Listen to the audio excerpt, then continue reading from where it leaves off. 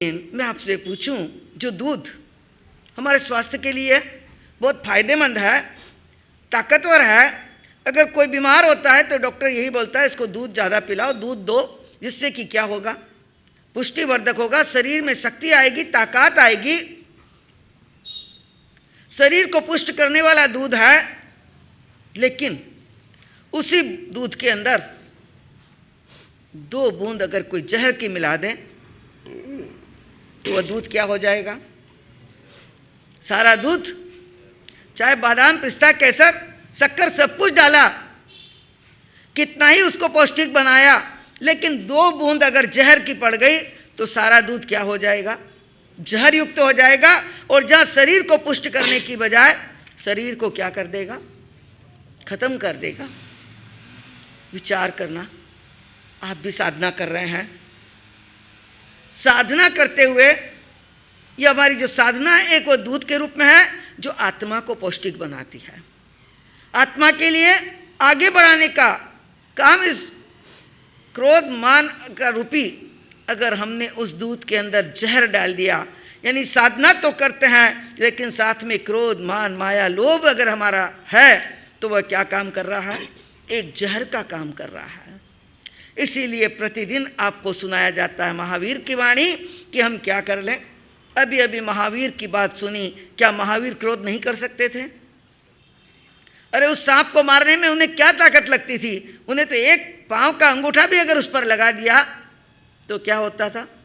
अरे जहाँ जन्म हुआ तभी एक पांव के अंगूठे से ही उन्होंने क्या कर दिया था?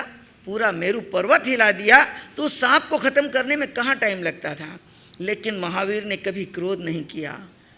क्रोध, मान, माया, लोभ इनको छोड़ा, तभी क्या हुआ? वह वितराग बने। और हम क्या कर रहे हैं? महावीर के अनुयायी जरूर हैं, लेकिन काम किससे लेते हैं? वही क्रोध, वही मान, वही माया, वही लोभ। कल ही आपके सामने बाहुबली की बात पूरी हुई कि बाहुबली जैसे को भी अगर अहंकार था तब तक केवल ज्ञान नहीं हुआ, वितराग अवस्था नहीं मिली, चाहे कितनी भी साधना कर ली, लेकिन जब तक भीतर में यह अहंकार भरा हुआ था तब तक क्या नहीं हुआ? उसकी मुक्ति नहीं हुई, केवल ज्ञान की प्राप्ति नहीं हुई।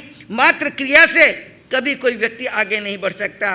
कोई समझे हम तपस्या कर लें, कोई समझे हम क्रिया कर लें, कोई समझे हम ज्ञानी बन जाएं, लेकिन ज्ञान को जब तक आचरण में नहीं उतारेंगे तब तक क्या नहीं है?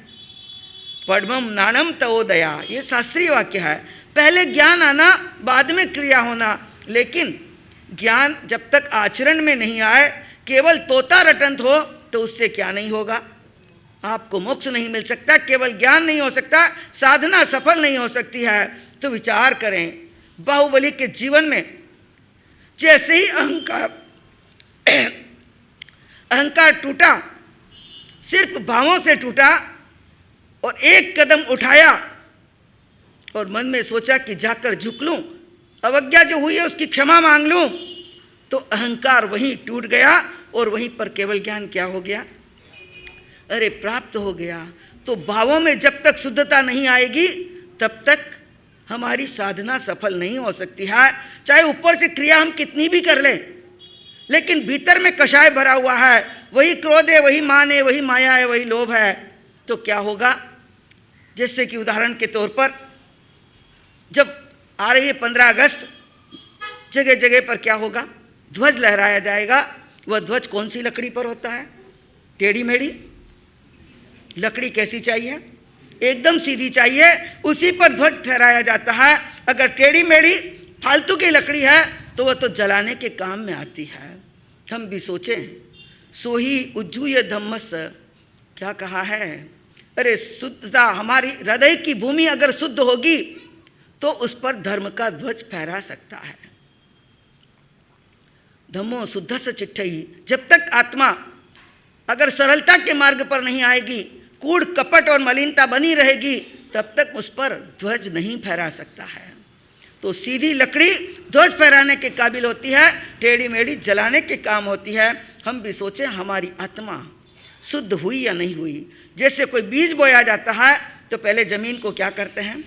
उपजाऊ बनाने के लिए कंकर पत्थर हटाए जाते हैं, उसकी जो बंजर भूमि है उसे अच्छी की जाती है, तब जाकर किसान क्या डालता है? बीज डालता है, तो हमें भी सोचना है, हम तपस्या कर रहे हैं, साधना कर रहे हैं, सामयिक कर रहे हैं, लेकिन पहले हमारी हृदय रूपी भूमि शुद्ध हुई या नहीं हुई, या भावों में वही विकार भरे हुए हैं, भावों में वही फालतू की बातें भरी हुई है, तो उससे क्या होगा, बीज पल्लवित और पुष्पित नहीं होता है। अब कई बार कहते हैं इतनी सामयिक कर ली, इतना सब कुछ कर लिया, इतनी माला फेरी, लेकिन क्या नहीं हुआ, फल नहीं मिला। क्यों नहीं मिला? जैसे किसान अगर जमीन को उपजाऊ नहीं बनाए और उसमें क्या कर दे, बीज डाले, तो बीज कहाँ जाता है, फलता है। बस यही हमारी भी स्थिति हो रही है कि हम हृदय रूपी भूमि को शुद्ध नहीं कर रहे हैं और ऊपर से बीज डाल रहे हैं, इसीलिए हमारे बीज क्या नहीं हो रहे, पल्लवित और पुष्पित नहीं हो रहे हैं। तो हम सोचें